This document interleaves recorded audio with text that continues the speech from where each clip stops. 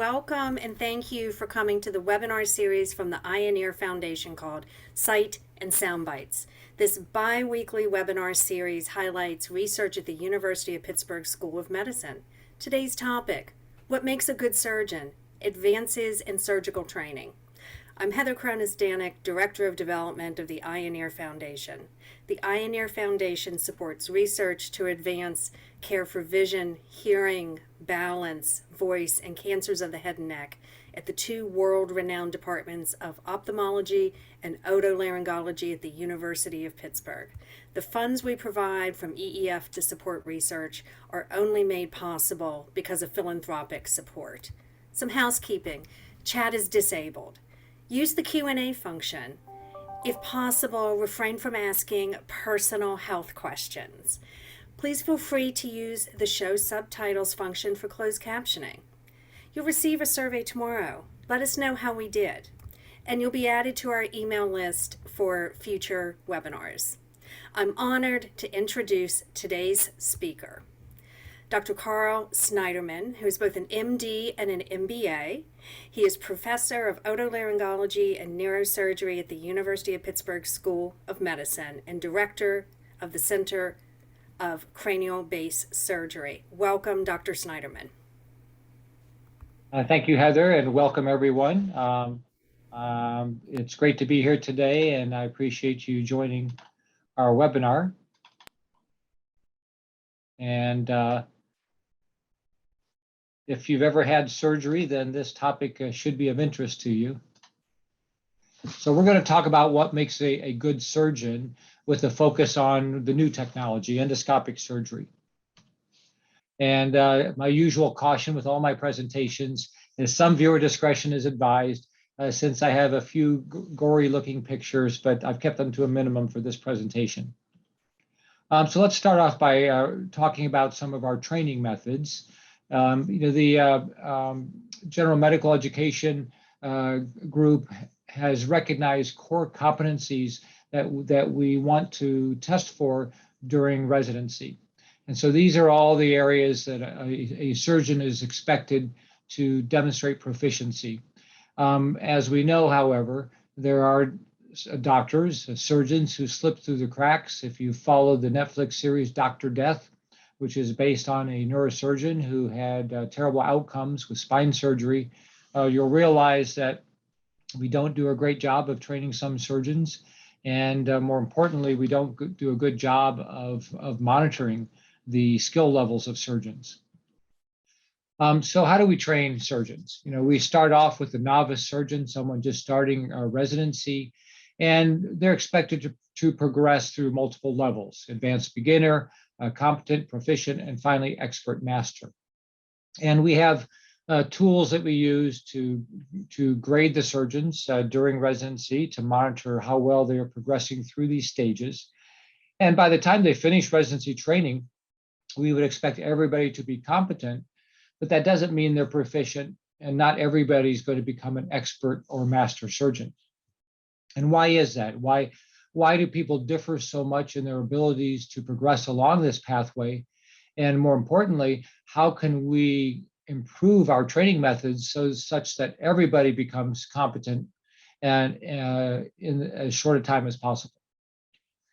Within my own area of practice in skull-based surgery, we have described training levels that people progress through. And so this is post-residency training.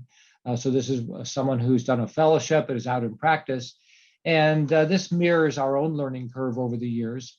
You can see back when we started doing endoscopic skull-based surgery, we were doing very few cases. This is the volume of cases on the upgoing line here. And the bars represent the complexity of cases. So over time, as we became more experienced, we solved the problems, we learned how to work together, then we started doing these more complex cases. And so there's a lot of growth that occurs after residency and fellowship training. And it really took years after my formal training was over before I really felt comfortable doing a lot of the surgeries I was expected to be good at. And so much of what we learn actually comes after residency. There's such a rapid evolution of surgical techniques that we're constantly learning new skills. If you stop doing, or if you stop learning the day you graduate, you'll become obsolete in 5 to 10 years.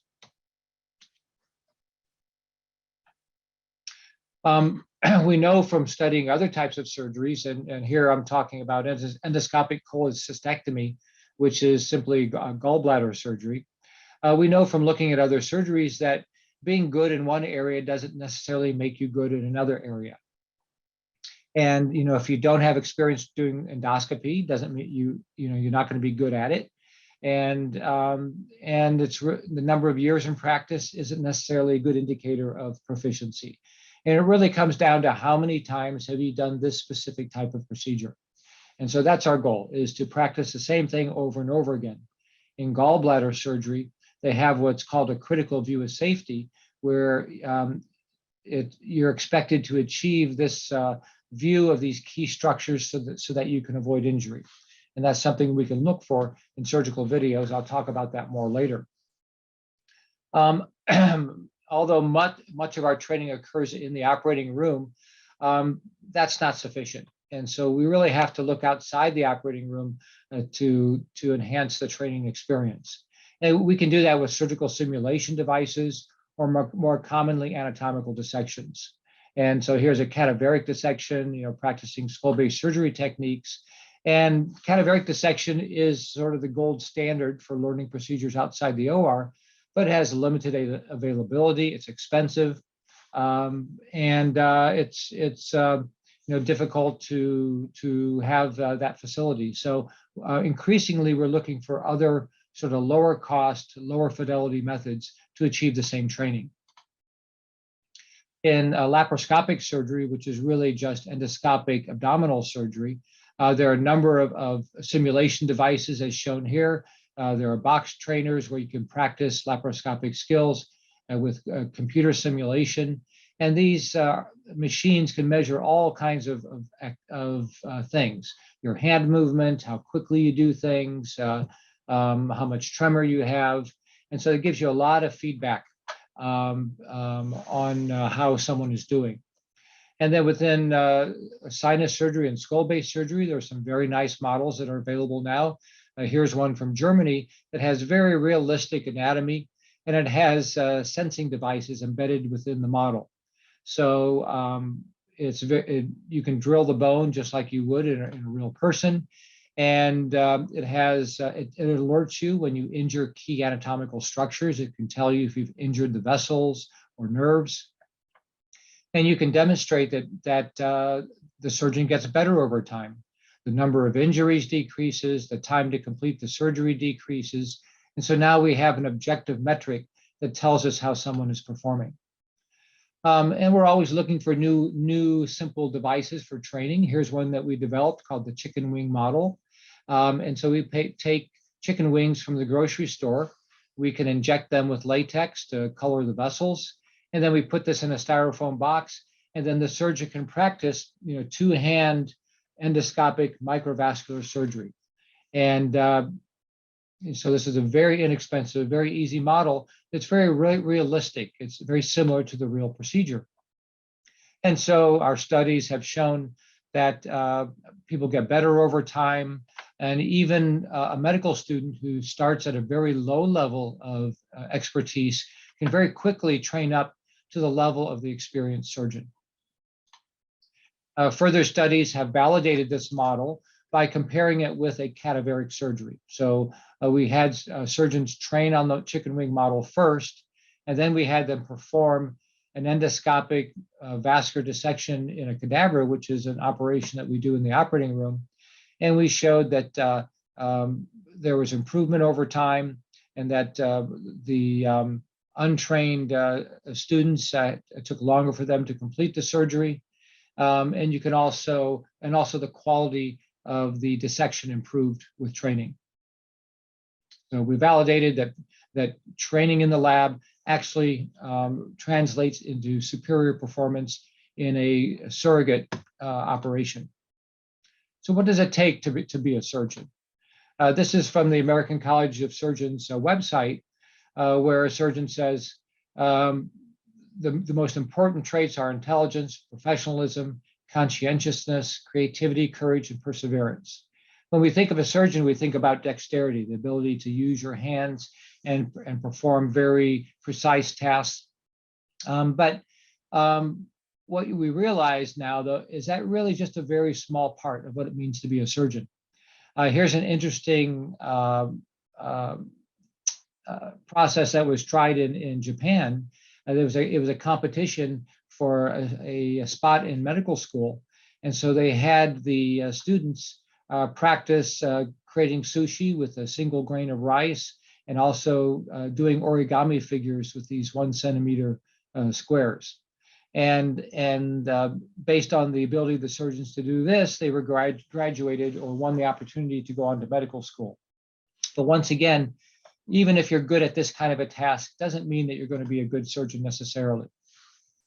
The outcome of a surgery really depends on a lot of different factors that interact with each other, as shown here.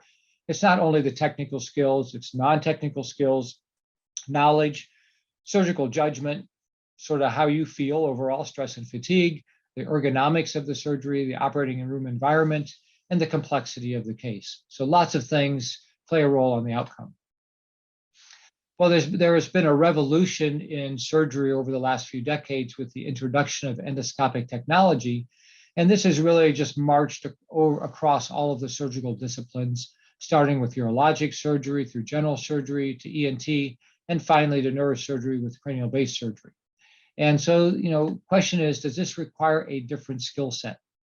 When we compare open and endoscopic procedures, there are a lot of differences that we consider, such as access to the surgical area, visualization, the outcomes of the surgery.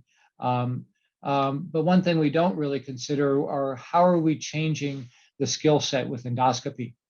Obviously, we're working in a more constricted corridor, working through small openings. The instrumentation is different. We are not really handling the tissues with our hands. We're using instruments as an interface. But most importantly, there's a big change in the source of visual information. We live in a 3D world, but with endoscopy, we're operating in a 2D world. So here you see 2D Mario and 3D Mario. And although 3D scope technology is available, it's really not a perfect substitute. And so, it takes a while to get used to working in a 2D environment. And so what are we giving up when we do that? Also, it's very easy to become disoriented. So here we see a dissection, you see this vertical in this vessel in this vertical orientation. But what you don't realize is that this is the actual orientation. So the scope has been rotated because it's such a constricted field of view that this is what the view should be. So if you're disoriented like that, you may come in and put the instrument in the wrong place and cause a vascular injury. So we're losing visual data. And so does this require a different skill set from the modern surgeon? Are there differences in how we have trained, how in the formative years of our lives that will have an impact on our ability to do endoscopic surgery? Well, certainly I'm one of the baby boomers, but you have to ask yourselves, does it matter whether you grew up doing these activities versus these activities? I grew up playing with Lincoln Logs and Tinker Toys and lots of puzzles and erector sets, but current generations have grown up with electronics, a lot of online gaming, and that's even translated into the experience in the operating room where people do remote robotic surgery. So do the surgeons of today have a different skill set? It may be better, could be worse. And is there a critical period of development when you're young in which you need to acquire certain visuospatial skills? I like to say that I was a neglected child, and so I spent a lot of time doing puzzles as a child, but I really think that helped me develop key visuospatial skills that I apply in surgery.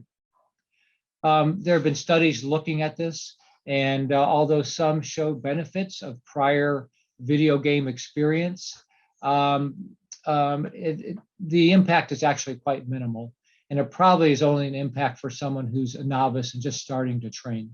So even if you've never played games, you can become a proficient surgeon.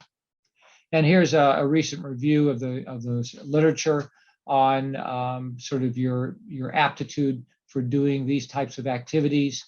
And the conclusions are that if someone has a low innate aptitude, they can't necessarily be trained up. Not everybody can achieve a high level of surgical proficiency. And especially if you do not have pictorial skill deficiency. And this is the ability to manipulate images in your mind, to create a 3D mental map of what you're looking at, and to be able to rotate that image and see how structures relate to each other and how they look from different angles. If you're not good at that, then probably no amount of training is going to make up for that difference. Video gaming and musical instrument playing, are often thought to be good preparation for a surgical career, but that isn't supported by the literature. The space relation test, once again, getting back to this ability to see things from different perspectives within your mind, is a very good predictor of your ability to do endoscopic surgery. So we've embarked on a number of different studies. Here's one that is a collaboration between UPMC and Parkview Hospital in Fort Wayne, Indiana. And you may ask, why are we partnering with a hospital in Fort Wayne? Well, that's my hometown. And we found a grant that allowed us to collaborate with the goal of improving the training of surgeons in Allen County, which is where Fort Wayne is located. And this was supported by a very generous grant from the English Bonner Mitchell Foundation through PNC Charitable Trust. And what we're trying to do here is try to discern what are the differences between general surgeons doing laparoscopic cholecystectomy. How do they differ in their proficiency? How can we measure that, develop new metrics? And are there good predictors of surgical abilities? Can we look at neurocognitive tests or test someone in the laboratory to determine whether or not they will perform well as a surgeon? And then finally, based on this information, we are planning to develop new training methods to enhance surgical performance. Well, in my opinion, there are sort of some very key skills of a surgeon. We've already alluded to the importance of visual spatial abilities, being able to see things in your mind, hand-eye coordination, dexterity, but it's much more than that. There's visual cognition. When you look at a surgical field, what do you see? How do you discriminate the tissues? How do you recognize where the key anatomical structures are? Where's the margin of the tumor? So building that internal mental map of the anatomy. And then surgical cognition, which is sort of putting everything together. A lot of what we do is problem solving. No two surgeries are the same. There's a lot of problem solving, coming up with new solutions during surgery, exercising good surgical judgment to have a successful case. The Raven matrices are a good overall measure of cognitive abilities. And I'm sure you remember these from your early years when you took aptitude tests, where you look at a sequence of figures and try to figure out the missing one. And these can be very frustrating tests to take. But once again, they're a very good measure of overall cognitive performance. But they may not be the most important thing for endoscopic surgery. And once again, it's this ability to see things in your mind and manipulate the image that is most important. And so this is known as a mental rotation test. So, which of these figures is the same as this one, just from a different point of view. And so if we look at the literature on this, we can conclude that visual spatial perception is correlated with surgical performance, including the rate of skill acquisition. But psychomotor aptitude, or so your gross dexterity, is more correlated with the rate of skill acquisition, not overall surgical performance. Well, we have a superstar in our residency, Neil Godsey, and as one of his hobbies is to create his own origami constructions. So he creates these mathematically, he designs them, and then he builds these structures on his own. So you can imagine, this is I would say, a very high level of visual spatial ability that allows you to do these kinds of activities.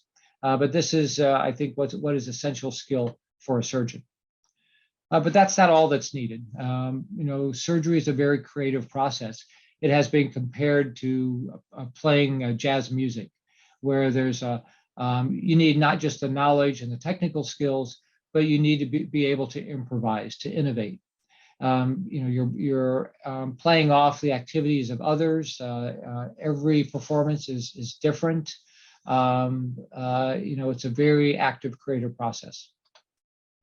Divergent thinking is also an important skill to have. And this is the ability to sort of think outside the box, to find multiple solutions to a problem, not just converge on one solution. So as an example of divergent thinking, this is a task I like to ask resident applicants. Okay, tell me everything that you could possibly do with the clothespin. What are all the applications of that object? And it's very interesting to see how people respond to that type of question, but it really gets you thinking in a divergent way.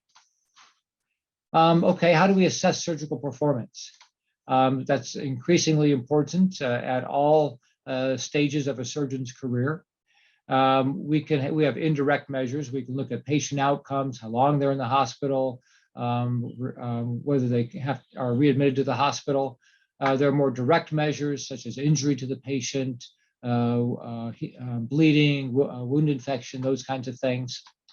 And we can also look at these from a hospital-wide perspective. So this is a clinical dashboard that we have for our Pituitary Center of Excellence. And so we can look at individual surgeons or locations and look at a variety of different outcomes and see how we're doing. And this can also be applied to the individual surgeon. And so this is all generated by having a very robust IT infrastructure. Probably the simplest thing, though, is simply to look at a surgeon's video. So here's one of my cases, and you can look at a video like this, and you can very quickly make a judgment as to whether this surgeon is exhibiting good technique, whether they have inefficient movements, whether they're rough with the tissues, all kinds of things that you can look at. And that's really become a part of residency training, where we review the videos of residents and give them feedback on their performance.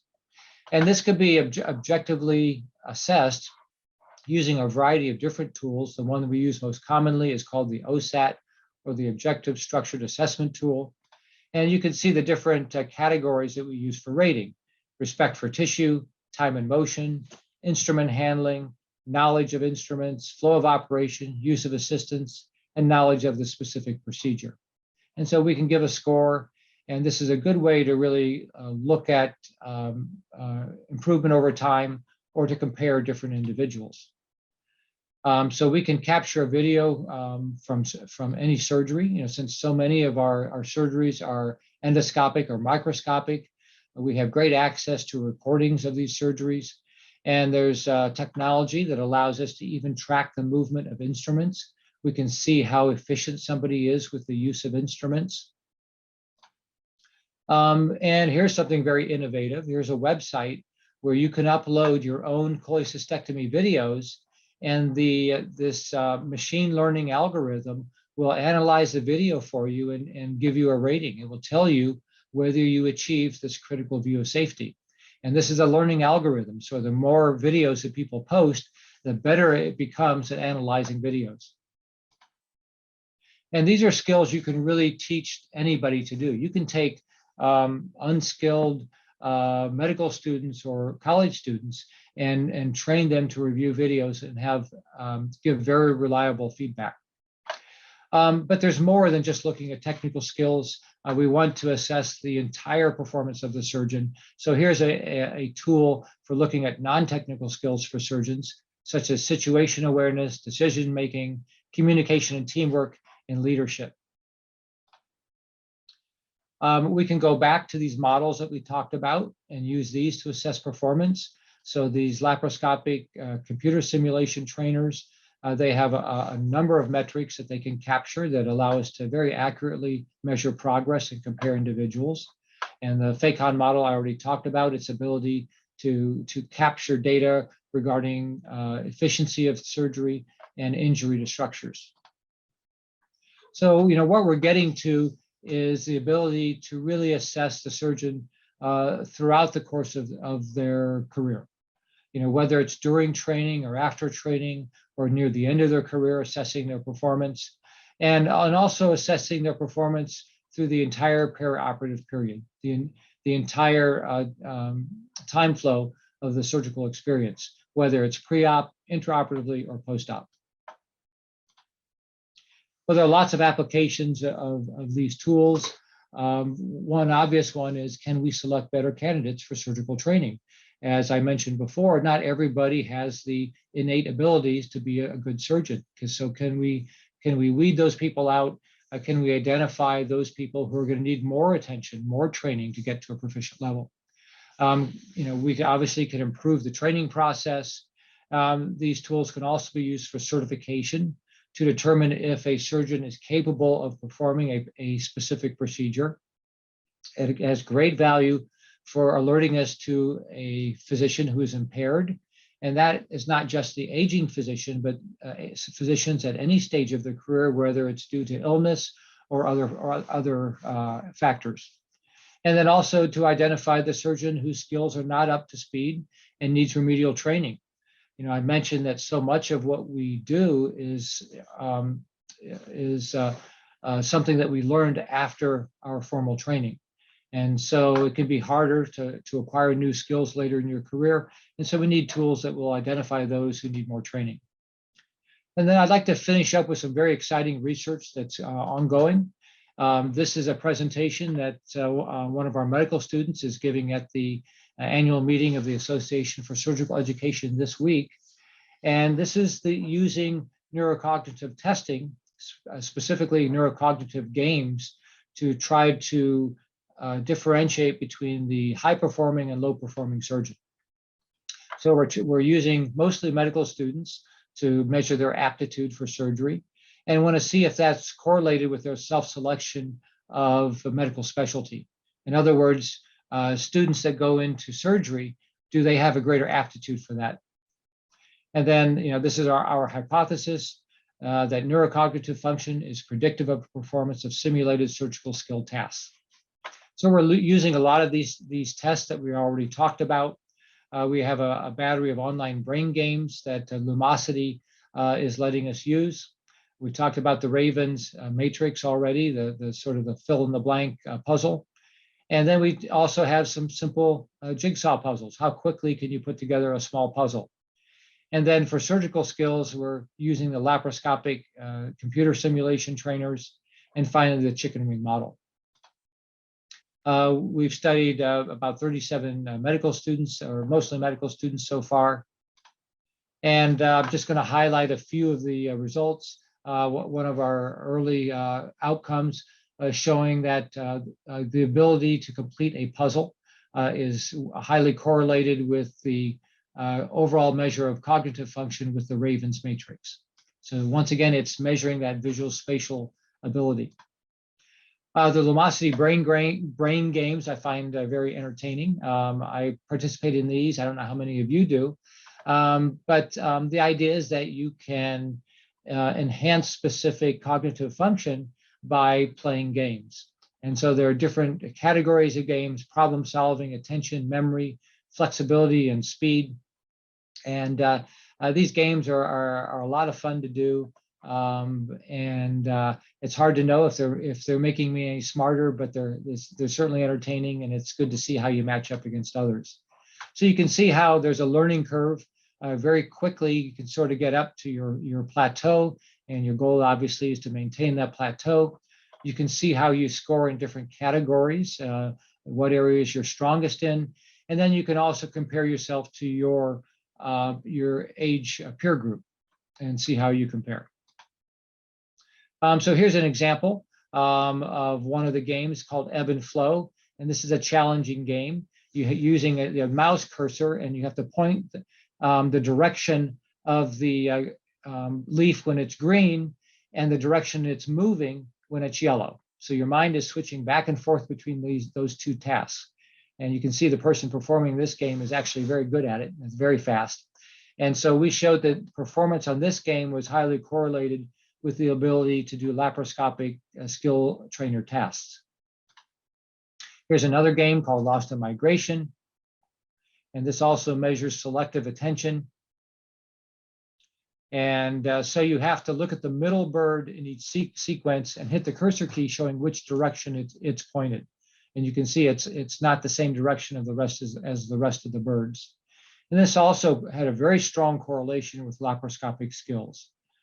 So the idea here, well, here's another one, a masterpiece game, which is really just an online puzzle in which you have to rotate and move the pieces around to complete the puzzle. And this also was correlated with certain laparoscopic activities.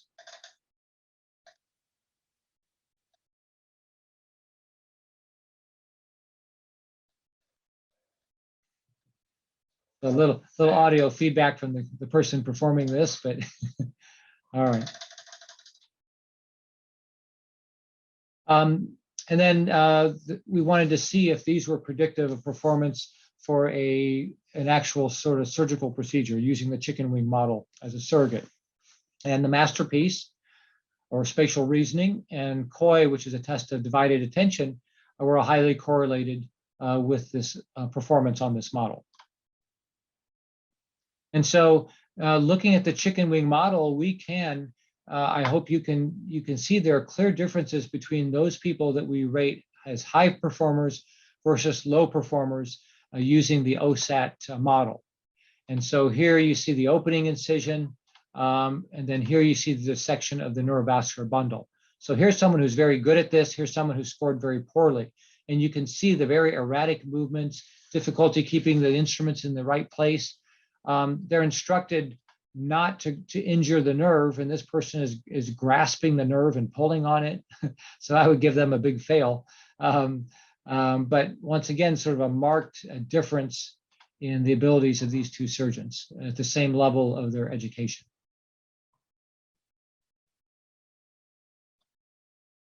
And so we looked also whether the chicken wing dissection was correlated with laparoscopic task trainer. And yes, it took less time to complete the task, showing there's a strong correlation. And so this shows that we can use very simple tools like this as a surrogate for surgery. So it maybe allow us a very rapid discrimination of surgical abilities. So getting back to the study that we're doing with Parkview Hospital in Fort Wayne, Indiana. So currently we've collected a large number of videos of laparoscopic cholecystectomy procedures, and we're analyzing those videos, looking for that critical view of safety, but also establishing new metrics for assessing performance using surgical videos. This is something that's easy to obtain from surgeons and would allow us to very quickly give feedback and assess their performance. But we're also trying to link that surgical or the surgical video rating to their performance in the laboratory using the tools we discussed. We're also looking at new tools such as near-infrared spectroscopy. And this is very interesting. Just by using these little surface electrodes that emit infrared light, you can measure blood flow in the brain. And so this allows us to look at what parts of the brain are active during particular tasks. So we devised a particular endoscopic task where we're going to have surgeons passing a thread, a suture thread, through these little windows back and forth, weaving it back and forth across this pegboard. And we've made it more challenging by creating some angles, different size holes, different heights, and seeing if someone can use two hands to pass that suture through. And so what this does is it sort of measures how hard your brain is working. And so we can look at the cognitive load. And that, we've all been in situations where our brain is just overloaded. There's too much information coming in. We can't handle the situation or complete a task. And so an expert surgeon will be much better at performing a task, will be able to handle a lot of distractors, music in the background, other things going on, whereas the novice surgeon is going to be very focused on what they do, and they're not going to be able to handle a lot of information at once. And so the novice surgeon may have to recruit a lot more of their brain. They may have to work harder to complete a task than the expert surgeon. So that's what we want to do, is we want to measure cognitive load to see how it differs between surgeons and see how surgeons perform in a more complex environment. And so this leads us to my final area for discussion today, and that's the importance of visual cognition. You know, how do we process visual information? What's going on inside our brains that allows us to look at a surgical field and make sense of it? So when you look at a picture like this, what do you see? You know, how quickly can you tell that that's a Dalmatian dog in the background? And that's just like looking at a surgical environment. I can look at the same surgical field as a novice surgeon and see all the important structures are totally missing. There may be a blood vessel bleeding in the corner of the surgical field that they're totally ignoring, whereas it jumps out at me right away. So that just comes from repetition, from seeing the same patterns over and over again, but also seeing a lot of variation in patterns so that you can integrate and see things when you're presented with a new pattern. The importance of vision is demonstrated by how much of our brain is devoted to vision, over 30%. There are cultural and individual differences in how we process visual information. And vision is not just one thing. As you can see here, there are a lot of different components of vision that may play a role. You know, how do these differ among surgeons? Which of these visual cues are most important? You know, we know that a significant percentage of the population has color blindness. What is the impact of this on surgery? You know, we're mostly operating in a red environment. I don't know what impact that has on someone's ability to discriminate and between structures and make sense of the surgical environment. Binocular vision is also not a given. You know, if you're a prey animal, you're more likely to have eyes on the sides of your head so you can detect predators in your environment. But if you're a predator, then we have binocular vision looking ahead. And so the majority of our vision is binocular. But you can see there are disparities in how wide our eyes are set, and that has an impact on binocular vision. So does that affect surgical abilities? And for other reasons, about 5% of the population lacks stereo-blindness, even though they have two healthy functioning eyes. And most of us are not aware if we have this. And so this is something we really haven't looked at in surgery. Now, there are ways we can make up for a lack of binocular vision by moving our head and seeing things from different perspectives. And there are a lot of other visual cues that provide depth perception as seen here. Even though all of these pictures are 2D pictures, you get a great sense of depth in these pictures just from these other visual cues that we are using. But which cues are most important? We don't really know. I mean, it may, in a surgical environment, it may be that some of these cues are the most important ones and are most reliable or provide the most reliable information. And can we modify these cues? Can we accentuate the ones that are most important and perhaps de-emphasize the ones that are distracting and not helping us with surgery? And so I'm very excited to be collaborating with our ophthalmology colleagues, Dr. Mayo and Dr. Herman, who are both vision scientists in the Department of Ophthalmology. And together we're embarking on a sort of a new program looking at surgical cognition, especially the importance of visual cognition. And we're putting together a number of studies right now, applying for funding to really assess not only patients, but surgeons, their perceptual abilities, use different kinds of tools to see how their eyes perform during surgery, you know, eye tracking devices, measure the size of the pupil, which is an indicator of arousal or attention. You know, look at brain activity, which parts of the brain are active. How do patients and surgeons differ from each other? And then finally, how can we augment reality to enhance the surgical experience and improve outcomes? And then finally, you know, teamwork. You know, here we are doing a complex skull-based surgery together. We're interested in how teams work together. We're seeing the same surgical field, but we're interpreting it differently. We're focusing on different things. We have different priorities, different tasks. So with a high-functioning surgical team, what is it about that? What are they doing in concert that other teams perhaps are not doing? So can we improve the training of surgical teams? And so in the future, we hope to answer the questions about what is reality. When you look at a simple picture of an apple, it's really not that simple when you consider all the different visual attributes of that apple. What makes it look delicious? Why do we see it as a healthy object? That may not be someone else's reality. So there's a lot to be learned, a lot to explore. And this is all very exciting. And so I hope you'll stick with us during this journey. And with Dr. Mayo and Dr. Herman, we hope to have a future presentation for you. Thank you.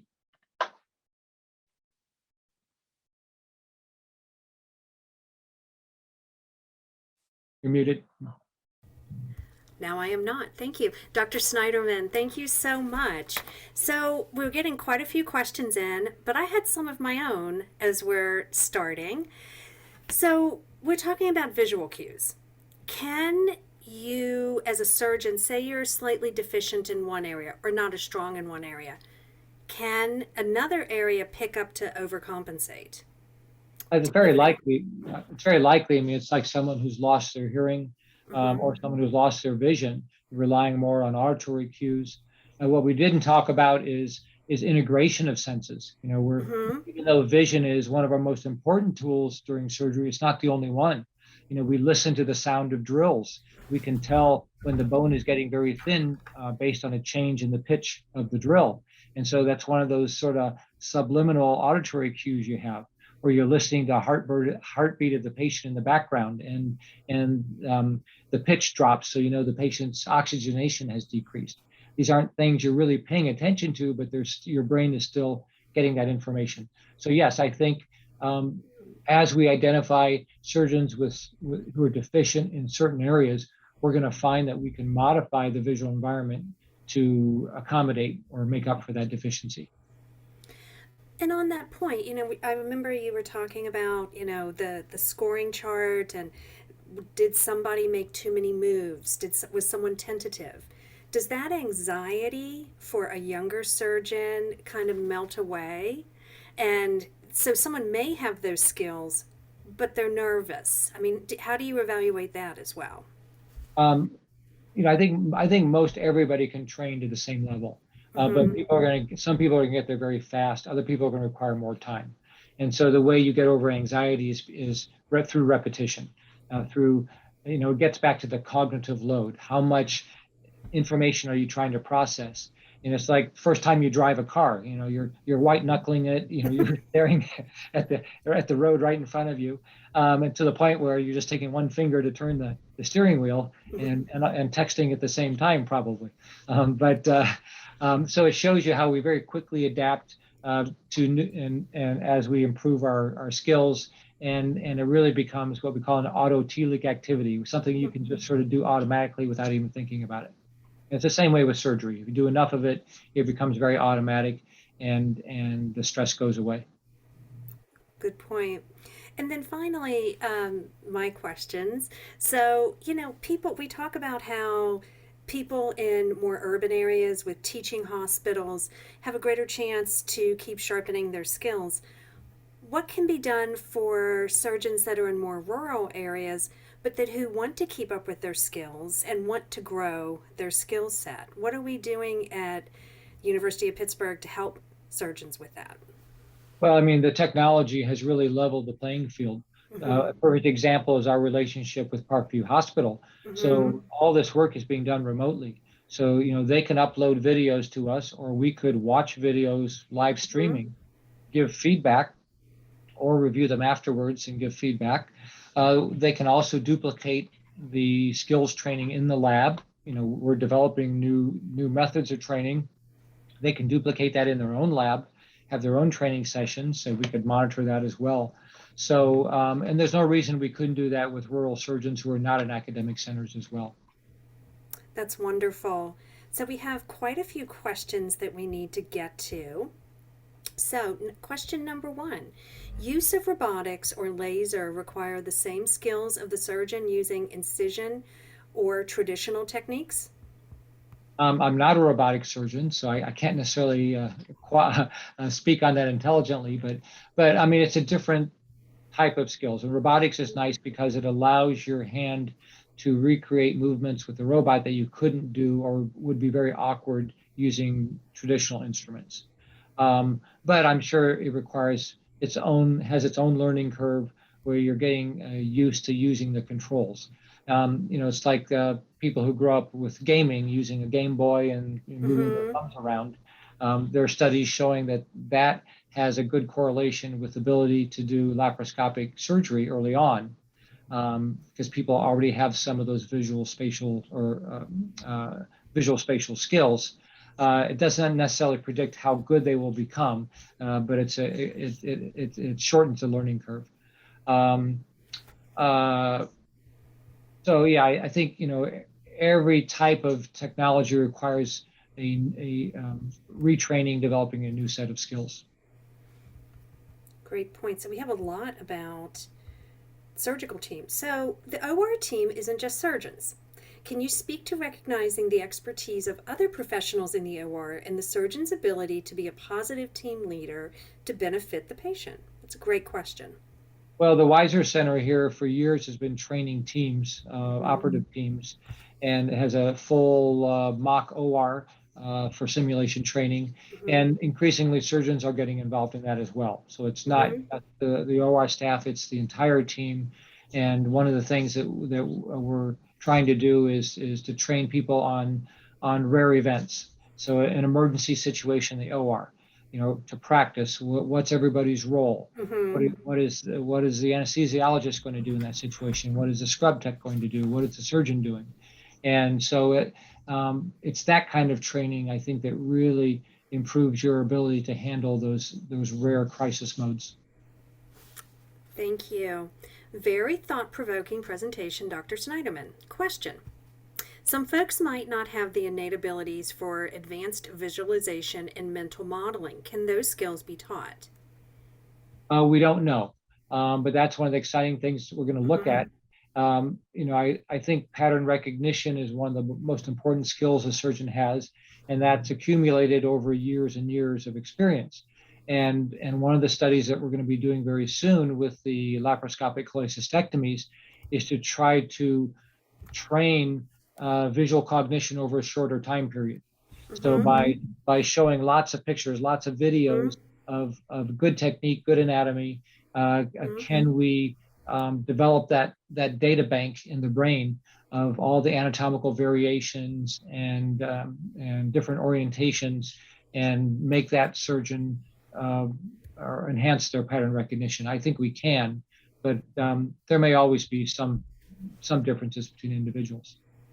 So this is another question along these lines. What if someone wants to be a surgeon but doesn't have the innate skills and can't improve with training? I mean, I know that I couldn't be a surgeon. I have horrible eye-hand coordination, but I'm sure there are many people who've gone to medical school who really want to be a surgeon. What do you do in that type of situation?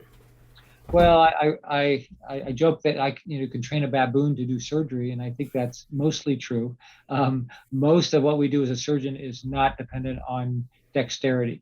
And so I get back to the literature I talked about, showing that was not a good predictor. Someone who's a great a musician or someone who builds little miniatures doesn't mean they're going to be a good surgeon. So much of surgery is overall cognition. It's good surgical judgment. It's having good surgical sense about what to do, how to solve problems. So yes, I've known many surgeons over the years who were top of their fields, but they were clumsy surgeons. They did not have finesse, but they were very knowledgeable, had good judgment, and so they're able to achieve the same goals. So yes, I think it's very likely almost anybody can train to be a surgeon, but it's going to take some people longer. Good point. So next question. With the ability of these games and tools to improve surgical performance, do you think that the demand for surgical specialty residency training will increase among students? Will the current programs become even more competitive? Great question. Well, I think it may give people better information for making a career choice. So one, it may steer someone away from surgery who's not going to succeed in surgery. The last thing we want to do is put somebody through residency training and tell them, you know what, you're just a bad surgeon. You shouldn't be doing this, you know. um, um, so we'd like to avoid that situation. We don't want to graduate bad surgeons. More importantly, it may empower people, especially women, to pursue surgery where they might not consider it as a career. You know, by doing these kind of tests, if someone finds out, hey, I'm really good at this, then maybe that's the encouragement they need to pursue a surgical specialty, because we certainly need more women in surgery. Absolutely. Okay, another good question. Do you think that a team performing surgery together in the same room would perform better than a team where one person is operating robotically from a different location? Is there something to be said for close proximity for synergy? I would say yes. You know, my neurosurgical partners, we've worked together for many years, and there's a certain chemistry, understanding in the operating room. You're playing off each other's movements, and there's a active dialogue. It's not, Mm-hmm. you know, you're not working in isolation. There's active problem solving that's going on continuously, and I think that would be hampered a bit with disparate locations. Well, I would think, especially with the type of surgery, with cranial based surgery, I was recently listening to a lecture that you and Dr. Paul Gardner, your neurosurgery partner, were talking about really that how important it is to have that great communication between every member of your team. And because the two of you have such a long time good communication pattern, it's helped your surgery immensely in the outcomes. And there's a lot of communication that's nonverbal too. So I Mm-hmm. mean, so that would be missing in a separate environment. Absolutely. Well, it looks like we have gotten done with all the questions. I'll give it another minute to see if anything else comes in. So, Dr. Snyderman, talk about, because we do have a moment, Pittsburgh Creates and the surgical education component of Pittsburgh Creates. Yes. So Pittsburgh Creates is an entity at the University of Pittsburgh that we put together. Uma Devuri and I are very involved in that. Dr. Devuri on the robotic side of things, and I'm sort of more on the skull-based side of things. But this brings together industry, surgeons, and engineers to solve surgical problems.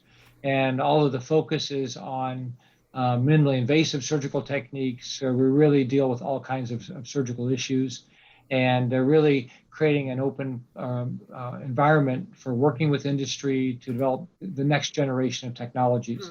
But a big part of that is also getting in the lab and improving the training of surgeons, integrating new technology into the lab, developing new technologies that will improve the surgical experience. And certainly an area that we're going to be focusing on is new visualization technologies. How can we modify the visual environment to improve our processing of visual information? But as you can see, they're all integrated across the spectrum, from the first years of training all the way to surgical practice. See, I think, okay. Well, Dr. Snyderman, thank you so much. Join us again in 2 weeks for the next Eye and Ear Foundation Sight and Sound Bites. And thank you again. Dr. Snyderman, you're crazy busy with travel, with surgery, with lecturing. I'm so glad you got to join us today. And thanks to everyone for attending today. It's been a pleasure. Thank you to everyone. Bye-bye.